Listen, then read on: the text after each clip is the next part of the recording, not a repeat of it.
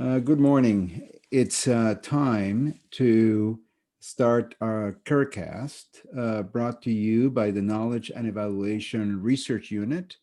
I'm Victor Montori and transmitting from Mayo Clinic. And today we have a outstanding episode, thanks to the generosity of the always brilliant Dr. Doreen Rabi.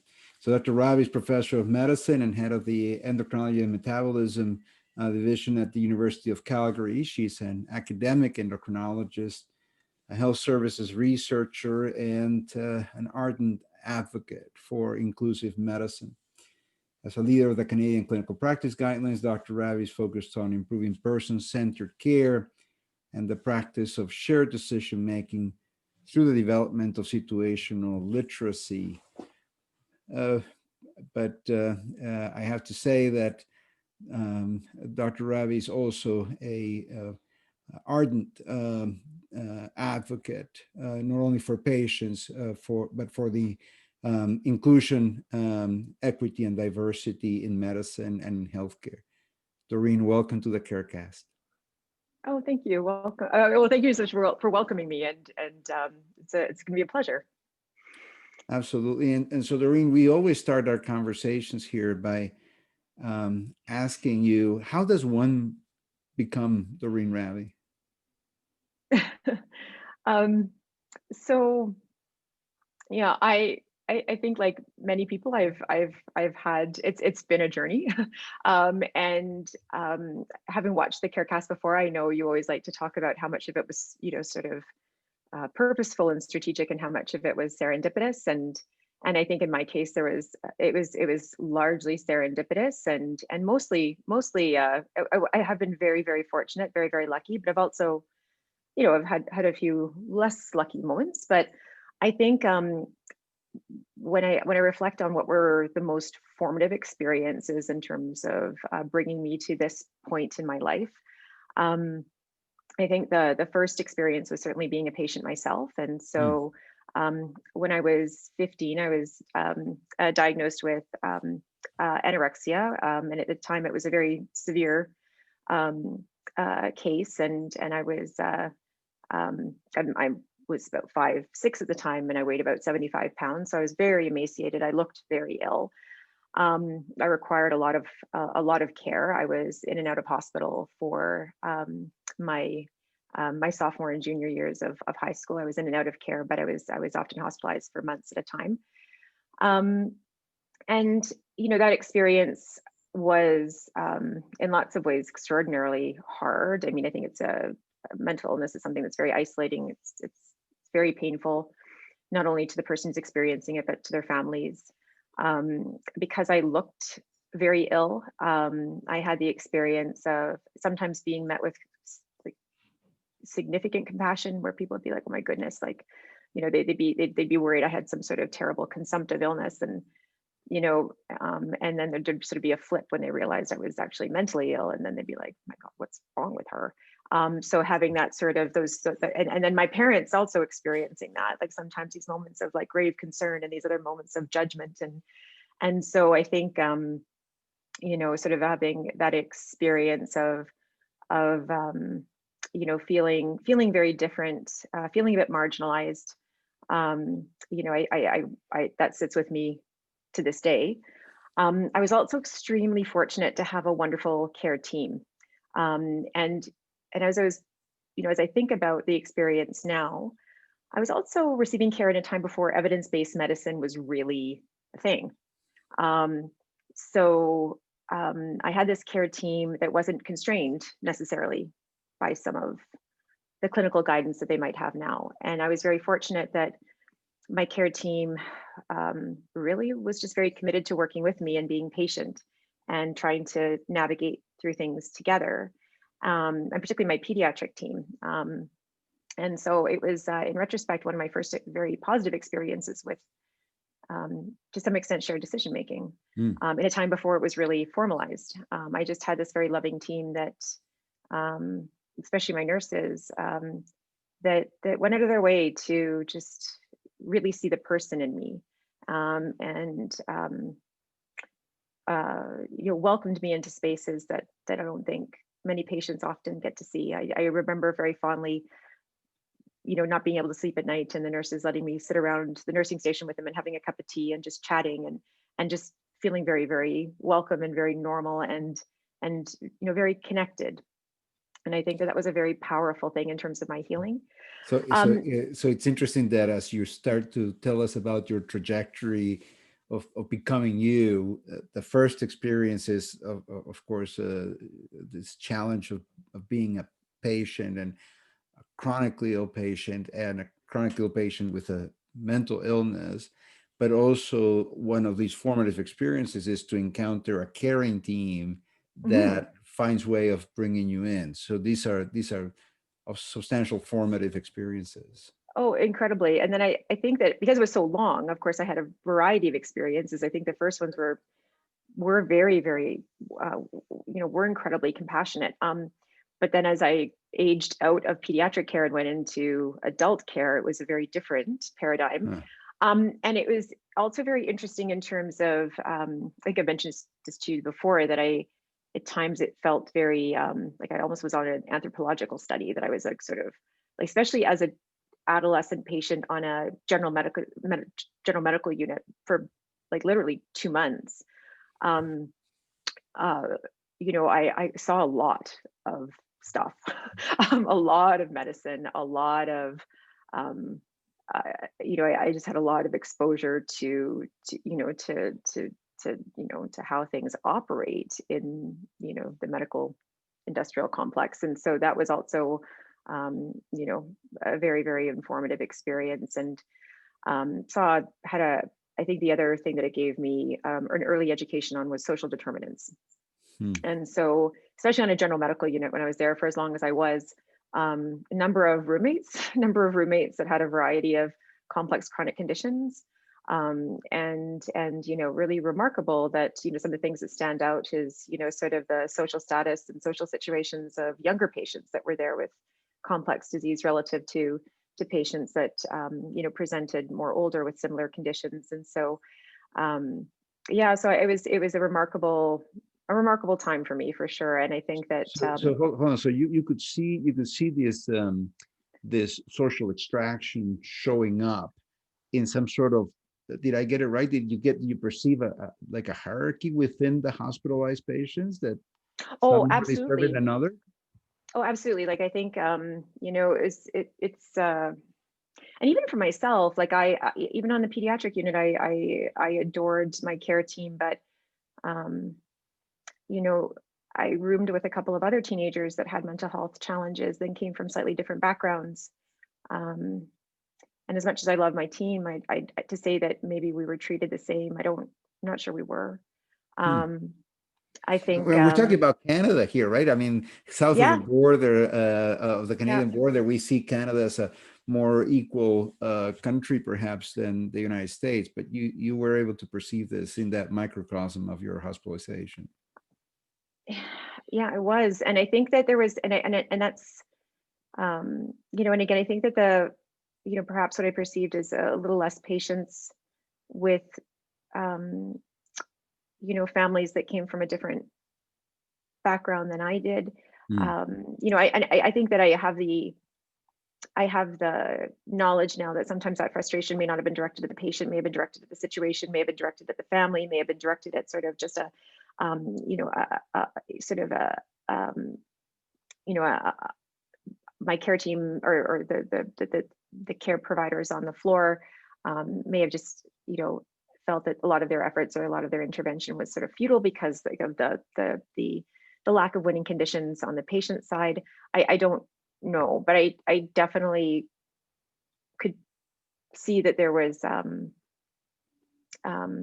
yeah, that there was a differential, Mhm. um, application of compassion and understanding at times, or at least that was my perception then. But the other thing that was quite clear is that, at the time, was that just that the severity of some of these chronic conditions certainly seemed to run across, at the time, like, even at that time, I could sort of see that they cut across socioeconomic lines. Hmm. Yeah, I would have thought that that periods of time where one is sick, one becomes self-absorbed, but the prolonged stay allow you to probably get out of your own situation and look around, and you probably had already the wherewithal to begin to analyze what's going on, right? What I think the nature of my illness was that I didn't think I was so sick, right? And that you know, I was pretty like I thought I was fine. So I think that while there were a number of traumas that led me to behave in that way and led, you know, me to, you know, to perpetually hurt myself in terms of just, you know, not providing myself with the sustenance that I needed. Um, I was also, I think a big part of my identity was a learner. I was a good student, and that's how I was known. And so I think that there was this part of me that just felt it was my obligation. I'm in this new environment and I need to absorb it. And I wanted to go into medicine. I knew at that time I wanted to be a you knew it physician. already.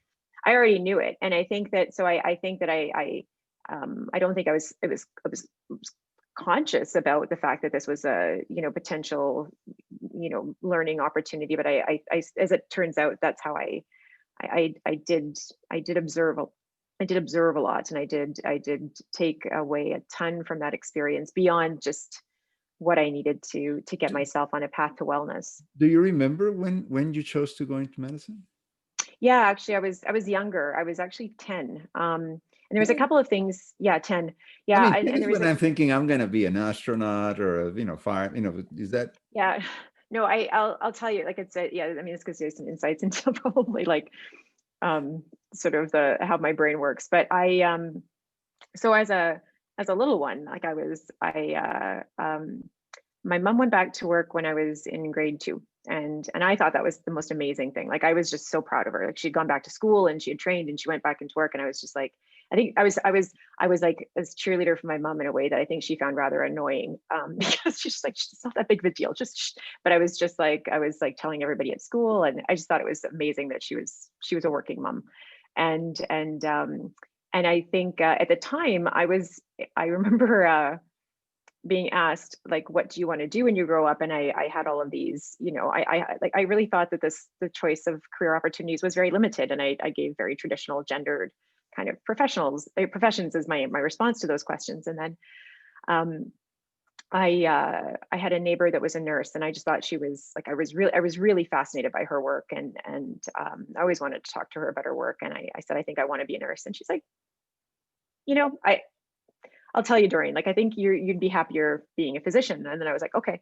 And that was just, it was interesting that, you know, I never even thought of that until she had sort of suggested it. And then just sort of on the heels of that, the other experience I had was one of my best friend's mother was diagnosed with breast cancer. Mm. And so, and then sort of watching what that did to her family was something that was incredibly impactful. And to the point that I actually did a grade 5 project on cancer. So that also speaks to like the kind of kid I was. I was pretty serious.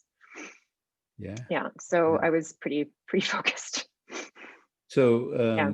then you became a physician, and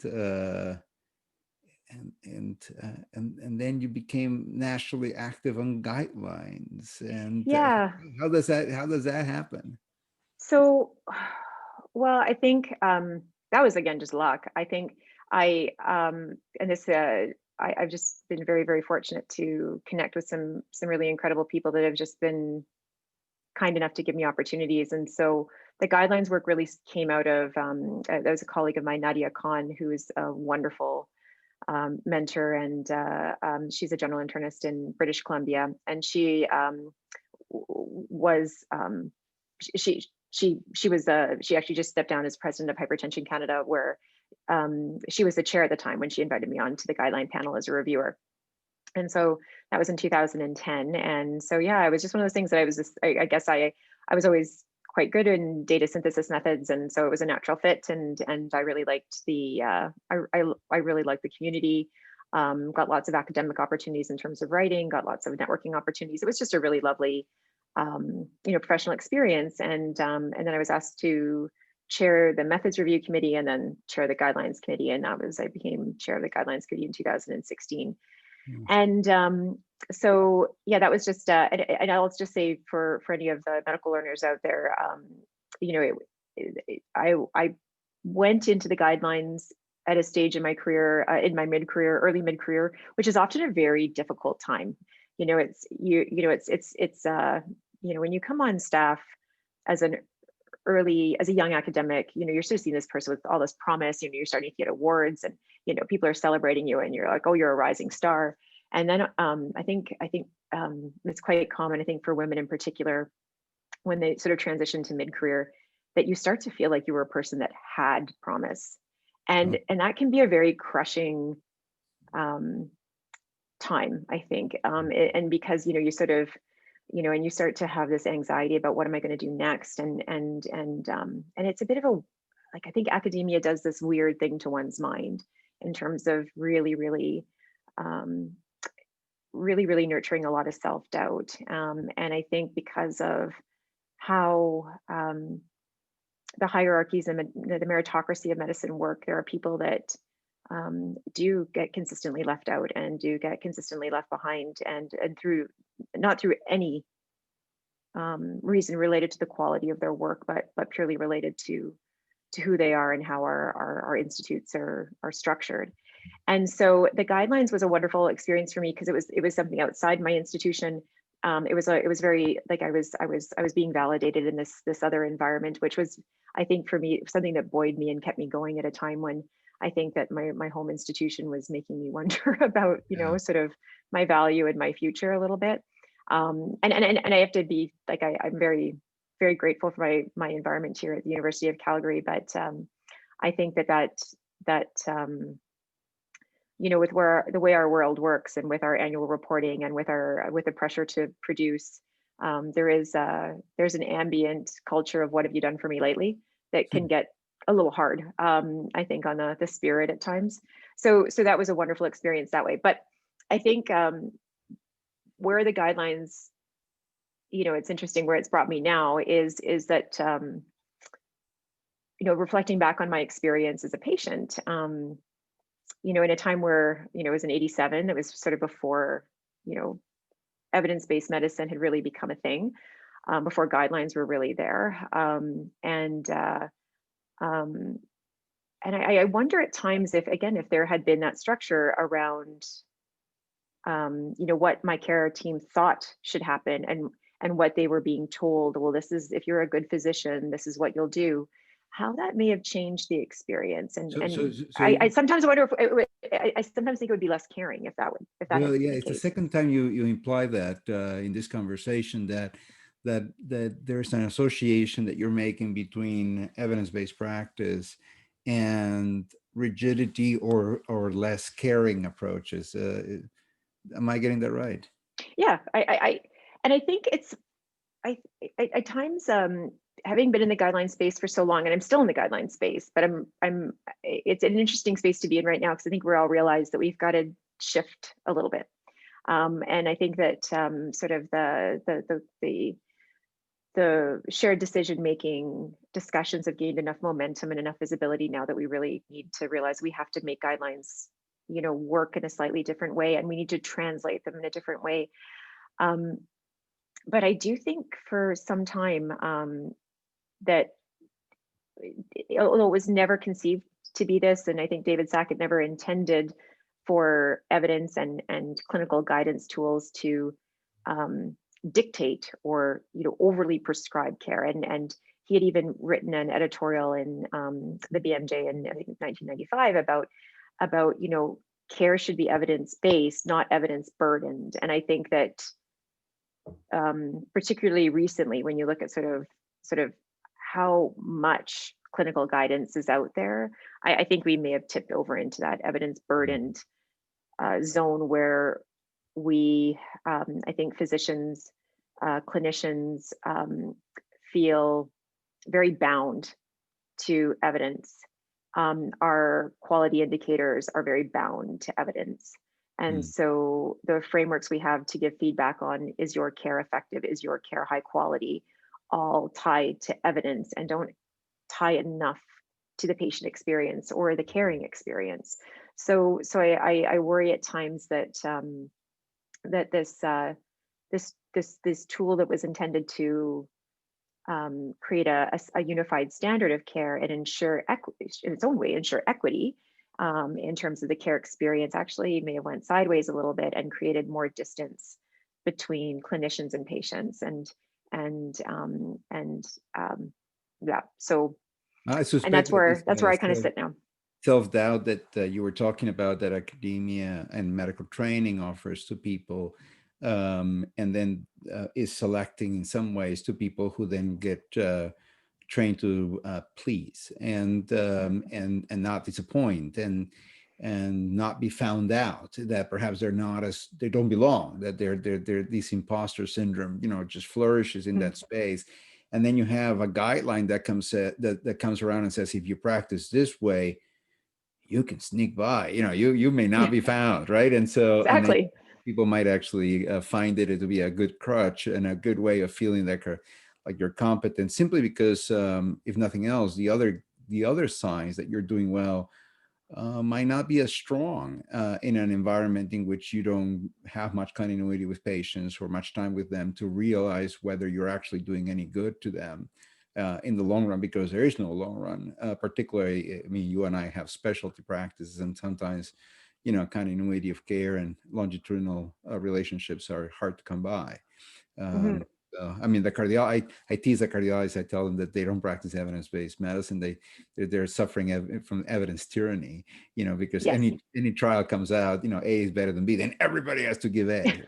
Yes. So how do you go from there to now? I mean, anybody that's been following on social media will see that you've come to be an international leader in equity, diversity, and inclusion. How has that transition taken place? Or maybe there's no transition; it's always been there, but it's just become known as part of your persona more recently.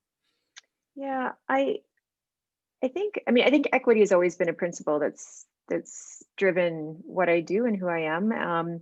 Like, I think even as I started my practice, and some of this relates to, again, sort of my own experience as a patient, um, that I had this awareness that like there's just like you have to really examine the clinician patient relationship carefully to avoid it becoming inequitable. It's stacked to be an inequitable relationship. And there was things that just bothered me in terms of, I'd be, we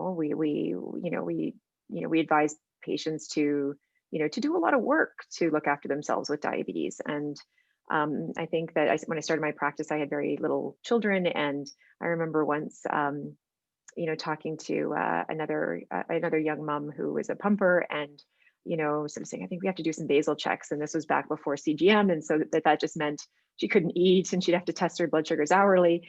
And I just remember saying, if I were in her position with little kids, and then someone told me you have to do some basal checks, I would just cry. And I think it was that I remember that conversation in particular just being something that just made me just really think about what it is that I'm asking of patients on a regular basis, and then sort of looking at how we construct medicine, right? And that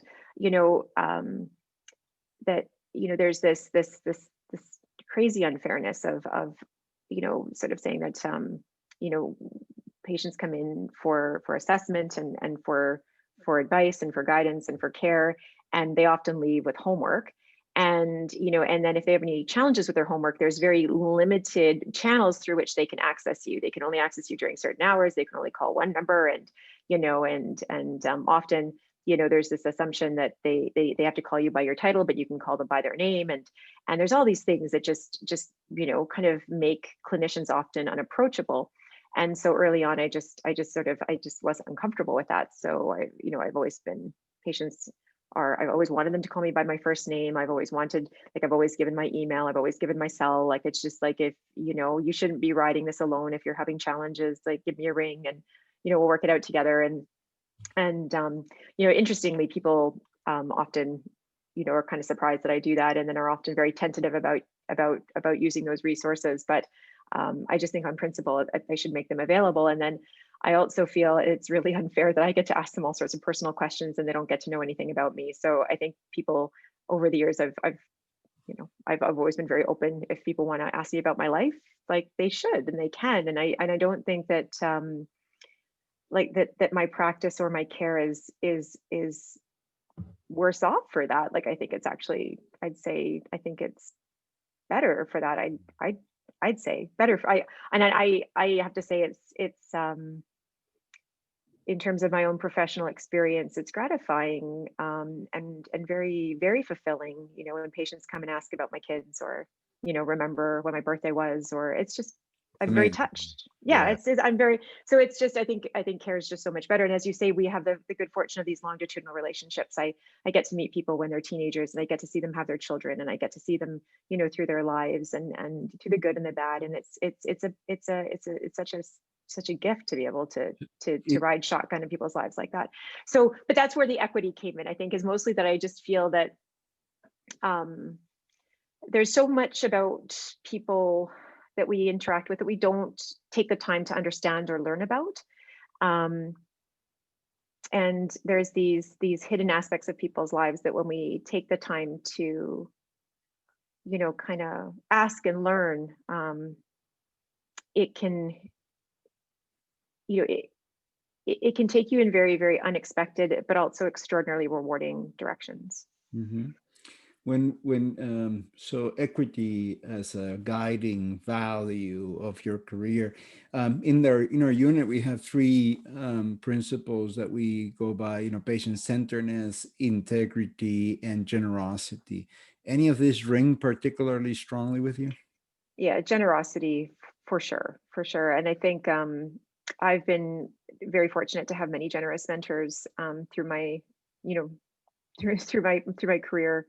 Um, you know, I mentioned Nadia Khan and my co-chair at the guidelines, Stella Daskalupolo. She's just a lovely, lovely person who's extraordinarily generous with, you know, with her time and her knowledge. My partner Bill is a big model of generous leadership. You know, the interactions that we've had, I've, you know, always struck by you know, by people and again Bill's a great example of this, who's just yeah, just you know, he's someone that goes out there and is he's an extrovert to begin with, but just, you know, there's never puts a limit on time, never puts a limit on what he's willing to give to you know, and elevate another person and boost another person. So I've benefited from that kind of mentorship. I tried to, you know, sort of take that approach and you know, sort of um, you know, just you know, pass the love forward, so to speak. Oh, it's pretty evident to anybody that has interacted with you that generosity is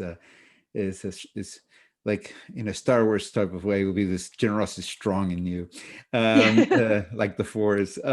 What's been your favorite collaboration?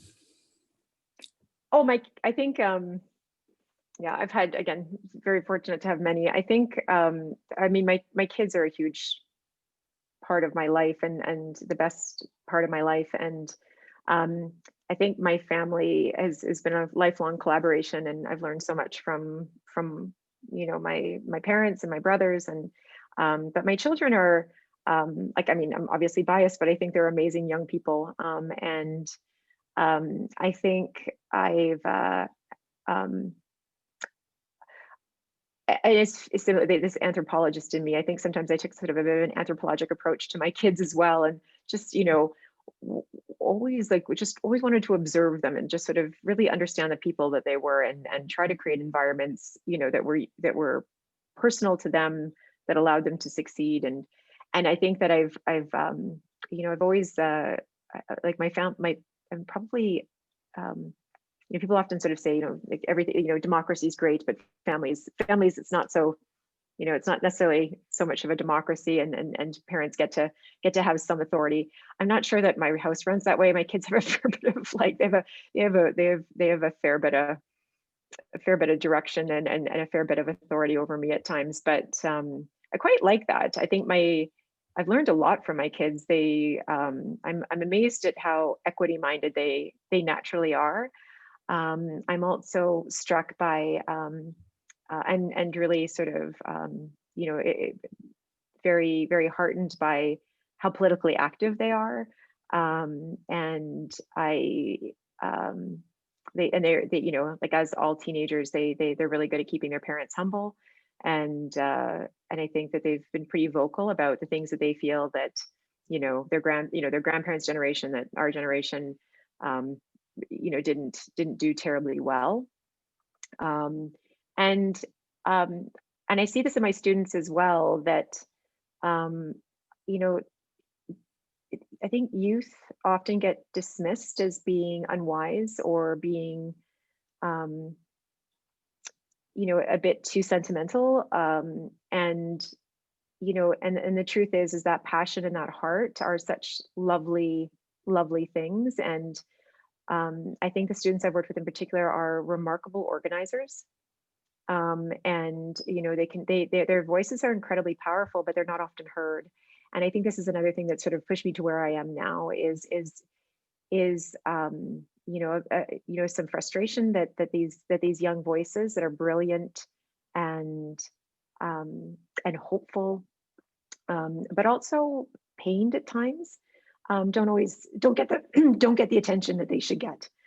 Mhm. And I think that especially in medicine, are the way we're structured and the hierarchies we have, that those student voices are often are just often quelled. And I just think that it's a shame. Like, there's just I've students have really inspired and transformed the way I think, and as my kids have. And so I just yeah, I think that my young collaborators are definitely hold a spot in my heart for sure. It's interesting because you've done what might be a couple of head fakes in that one, because on the one hand, as you were saying, my household might not appear like a democracy, and then I was thinking that what will follow is that you will be some sort of tyrant, but it's actually Mhm. your kids running you. So Yeah, no, they that do. was that was Yeah, the they do. first head fake. And then the second one is that you're finding your best collaborations in people that perhaps if I were to ask them, they will be describing themselves as looking up to you or learning from you, admiring you, and so forth. They may not see you as a collaborator, but you pretty much see them as teaching you and helping you be better. Did I get that right? Oh, absolutely. And I think that and my patients as well, and I shouldn't say my patients, they're not, I try not to use possessive language, because but the patients that I work with, um, similarly, I think that you know I, I have learned so much. And there's and again, this is the generosity, right? Is that all patients that come and are trust you, and are comfortable enough with you to lay out some pretty personal and intimate stuff. I mean, that's extraordinarily generous. Mm. And then and again, I think that I've been struck by how that generosity has truly been transformative in how I think and how I do things. When you think about thinking now about your academic work, Hmm. as a physician, as a researcher, as an academic leader, what do you think is the meaning of the work that you're doing? Um, well, what I hope, I think if it's sorry, just like, I'm going to tangent a little bit, but I promise I'll come back. But I think again, sort of thinking about sort of this early to mid career experience, or sort of that transition from early career to mid career, where again, you're sort of, you've had an early career investigator award, and you're sort of validated that, okay, you've got some good ideas, kid, let's see what you can do. And then in that mid career where you're trying to really establish yourself, and you've often finished a first program of work and you're trying to figure out how to reinvent yourself, and this is when, more awards and things like that become really important in terms of, kind of giving you opportunities. At that time, I struggled a little bit, and I still, I think, again, with medicine, we are pleasers. We are looking to make sure that we're doing the right thing, and we've set up a system where we're quite dependent on those external, those regular boluses of external validation. And I was struck that, year after year, I was, again, the sort of my confidence in myself and my joy in work was being eroded, knowing that I was needing those things. And I think I've gotten to a place in my career, and partly it was, I think just serendipitous connection with a couple of, of really important mentors, that, just sort of made me really challenge, like, why, why are those things important? And really, at the end of the day, like, what is it that I want to do, and what is it that is most meaningful, and do I need those things to tell me that those things are good? And I think that I'm very grateful to to those people, that have made me see that. I think that if I were to say at the, like, what do I want my work to accomplish, what's the meaning of my work, is actually I'd like to be someone who nudges major culture shift, and I'd like to, kind of think that some of the work that we're doing right now might really challenge how we're thinking about how things are structured, and how our structures are actually contributing to a lot of harm, and I think harm for patients in terms of, again, we've got these hierarchies that are very oppressive, that continue to harm patients, that continue to erode relationships between patients and clinicians. I think that within academia, we have an educational system. The medical education system in particular is also quite oppressive, and not equally so. It's generally oppressive, but particularly oppressive, to racialized learners. And so I think, just sort of I hope that the lens of equity that I bring to the work that I do, and my genuine commitment to equity, will start to, again, sort of, start some of these more challenging discussions about, do we really want to continue this? Do we really, do we really want to continue engaging in preventable harm when we can be so much better? Mm-hmm. Mm-hmm. So, to help us understand what you mean by oppression. Well, I think, when I use the word, I use it as a, I think that I basically want to communicate that there are times when people are really left without freedom or choice. And there is, so I think it's a combination of, there's a removal of choice, there's a removal of autonomy, and there's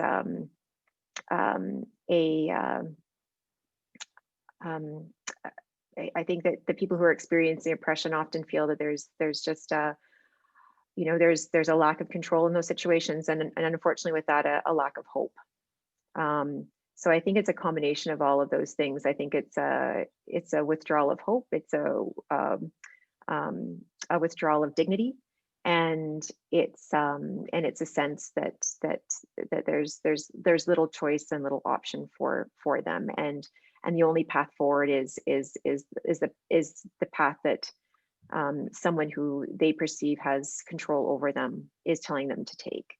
And I think that no, sorry, go ahead. Yeah, no, so it's just drawing a parallel, so you go into healthcare as a patient to get care, and you've described ways in which care can be cruel to people when it, for instance, fails to capture, understand what's going on, or where it throws, in addition to care, throws stigma into the picture, as you discuss that shift between, oh, you must be very sick, maybe you have uncontrolled diabetes or it's Hmm. mental illness. Oh, okay, that's a different story, right? So that Hmm. shift, that's cruel. But now you describe in education a parallel syndrome in the sense that, or a parallel phenomenon in the sense that, Amartya Sen and Martha Nussbaum, for instance, talked about people having capacity, and what a just society, what it does is it looks to remove all the barriers for people to flourish and manifest that capacity and manifest their potential. I'm thinking of Malala Yousafzai, so being being shot because she wanted to go to school and learn, and the patriarchy where she was growing up, would not tolerate a girl having those types of ambitions. How But that seems very extreme, getting shot in the face because you want to learn. That seems a very extreme, very in your face form of oppression. How does it manifest in medical education, you think? Because again, you go there trying to flourish, and then you're telling me, no, there is a mechanism of oppression that is preventing that exact thing from happening. How give me an example of how that ends up happening? Well, I think in medicine, it's what's most sinister about how it happens in medicine is extremely it's invisible. Like you actually have to really look for it. And I think in terms of there's more, and there's been quite a bit discussed thanks to sort of the work of several leaders in this area.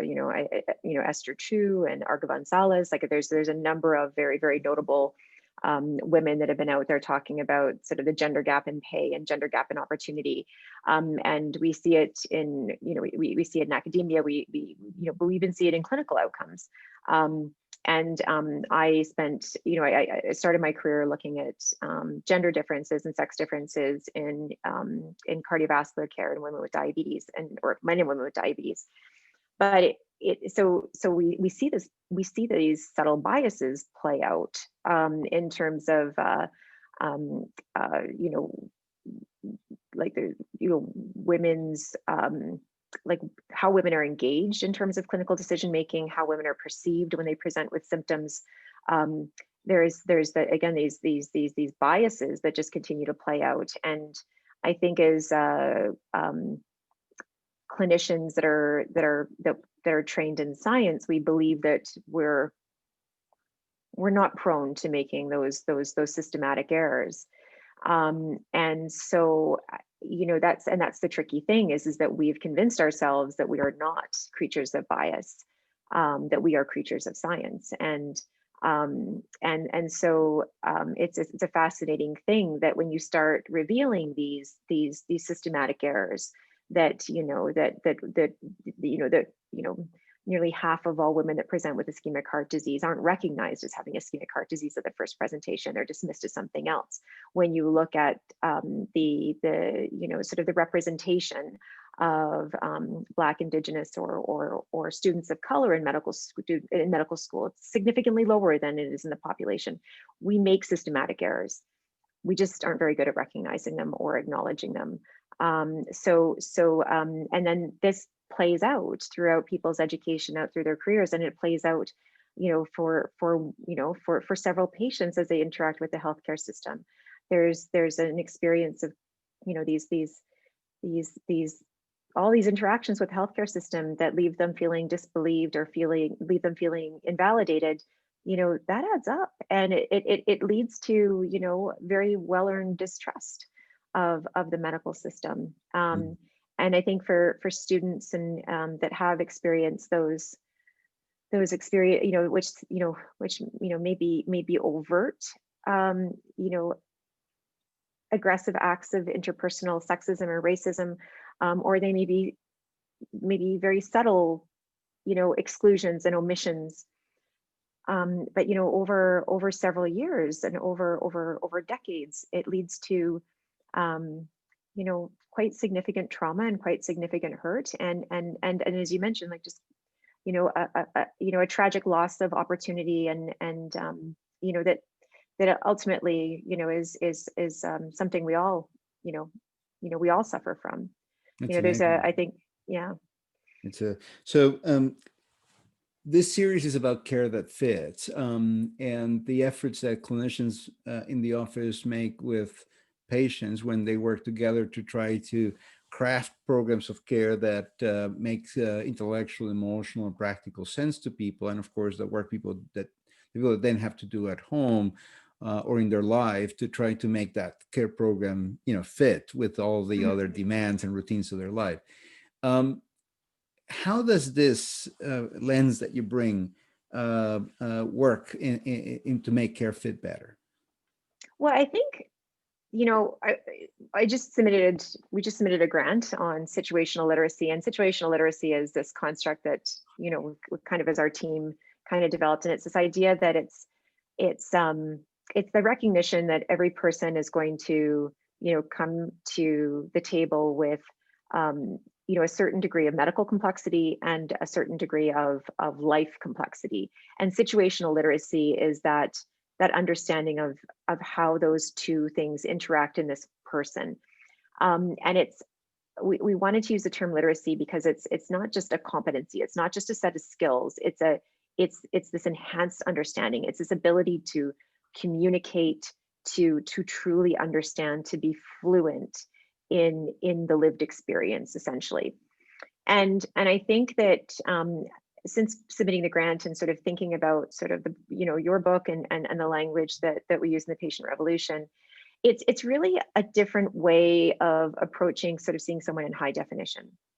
And I think that, we when we were sort of trying to come up with this construct of situational literacy and thinking about situational literacy and the importance of it in shared decision making, I was left with, again, this idea that, when you have a clinician patient duo, and I'm not going to say they're partners yet, because I think that partnership is something that's earned. It's not something that's a given. And the way we develop that partnership is trying to close the gap that naturally will exist between a patient and a clinician. Again, our structures bring these two people together in a way that's not entirely voluntary. Um, a patient is assigned through some sort of central access and triage process. There's no, and at least in Canada, that's how it happens. And then patients, are there, not because they necessarily, often because they don't want to be there. They have a diagnosis. They have pain. They have unwanted disability. They have, unwanted symptoms. And so they're sitting there with this imposed state. And physicians come in with a very chosen state, in my case chosen at age 10. And so it's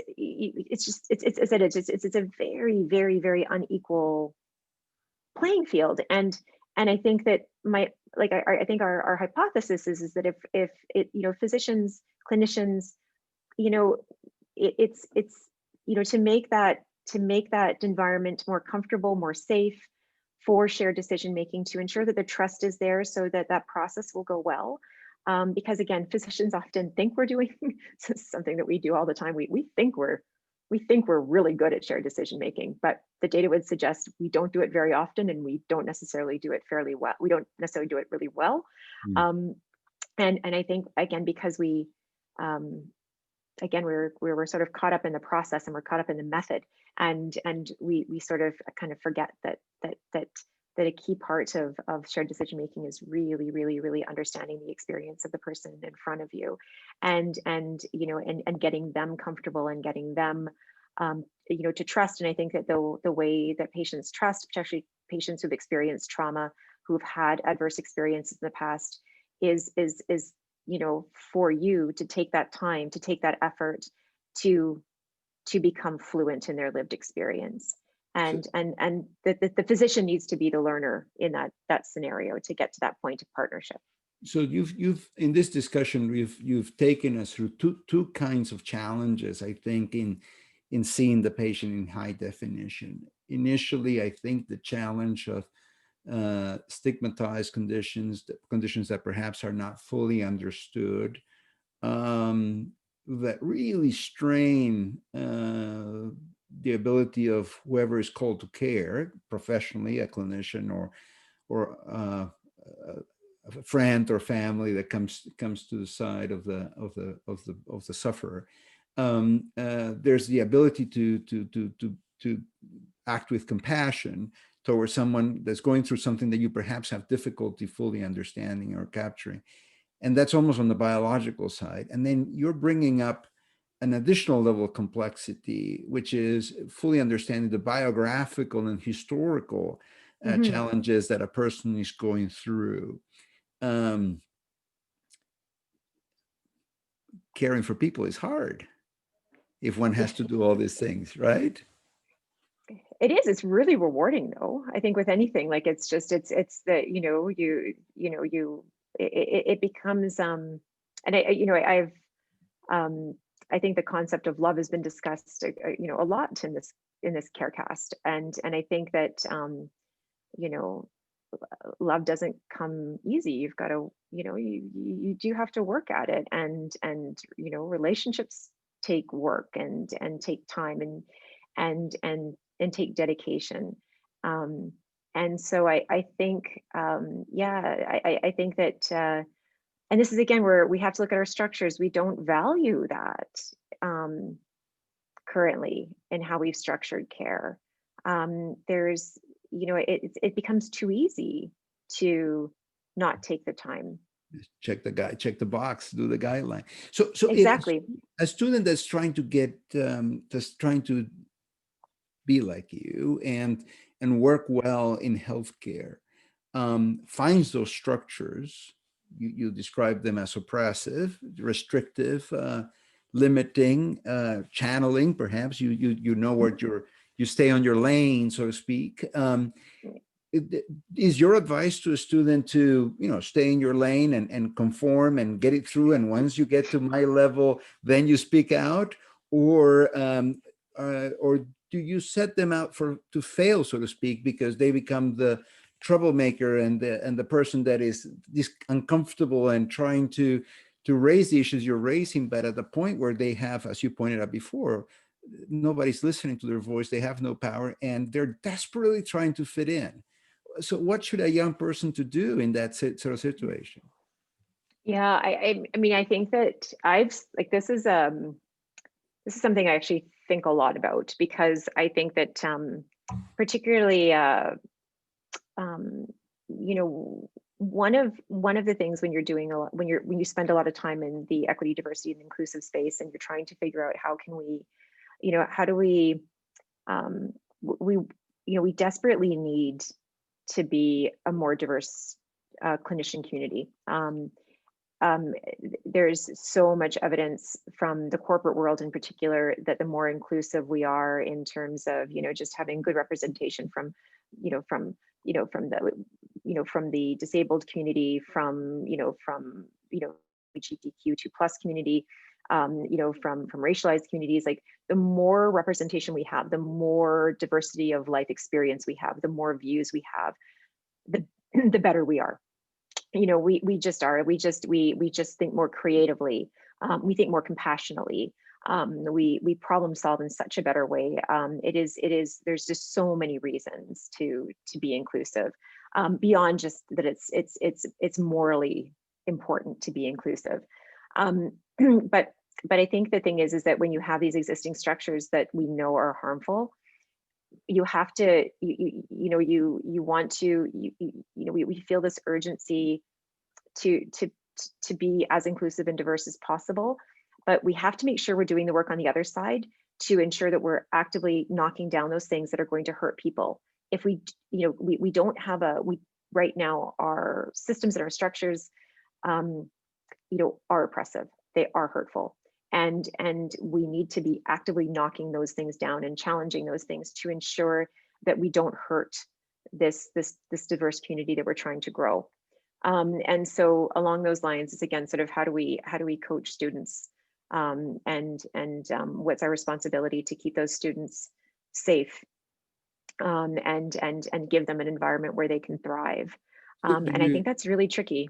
do you recommend your colleagues and other teachers that are in contact with those students uh, to foster those challenges, or how do you create an environment for students to be able to kind of open up their wings and show us a different trajectory than the one that we've set up for them? Well, I'm hopeful at this point that there's like, I think that, yeah, I don't know. I, you know, I mean, I'm very fortunate right now that I'm in a position where I have a leadership position within my medical school, so I can start, sort of busting some things up and work with students to rebuild them in a way that's far better and healthier. Um, I mean, I have leadership in a compartment in a bigger, in a bigger organization. So sort of busting through all of those other walls is something that's a work in progress. I mean, I am very grateful to be at the University of Calgary right now, because I do think we have leadership at a variety of levels that's really quite open to some serious demolition and reconstruction, that's inclusive and healthy and loving. So yeah, so it's an exciting time, and I think I mentioned, because I think I recently was given a new position where I have a few more opportunities to bust some things up and do some things differently, and was a little surprised that I was offered the position, but at the same time really heartened that people know what I like to do, and sort of going back to the very beginning of the discussion, sort of I've been fortunate enough to be able to get the opportunity to do it. So yeah, I think that there needs to be a commitment from leadership, to restructuring things, and I think it's very, very, very difficult to make those changes unless you've got sort of leaders that are willing to say, okay, like, we're a little uncertain of what the next phase will look like, but we trust that you'll take us in the right direction. And I have to say, like, it's just like it's something that still continues to move me, that I might be someone who can help with that Well, shift towards something that's healthier. if they say that the arch of history bends towards justice, is probably because of people like you that's pulling it down. So you're pulling it in that direction. Doreen, it's been a wonderful gift to have you in the KERCast, and to see your clarity and your courage and your um, uh, uh, your commitment to students, commitment to young people, and to create a better world. And it's been a pleasure to have you with us. Thank you for joining us. Well, thank you so much for having me. Excellent. And thanks everyone else for joining us. Please join us for our next KERCast, brought to you by the CARE unit. And please take care.